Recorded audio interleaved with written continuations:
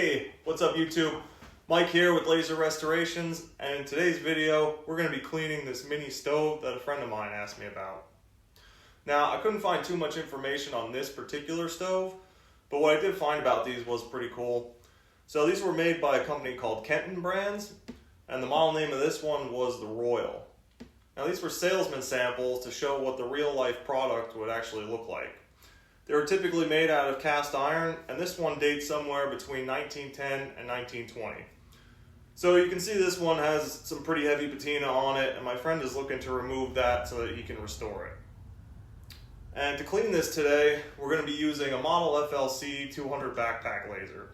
Now this is a pulsed fiber laser rating up to 200 watts, runs on 110, so it'll be perfect for delicately removing the oxidation off of this stove. I'll be starting with a double sine wave pattern somewhere in the 100 millimeter width. So let's get this laser fired up and start shooting this thing.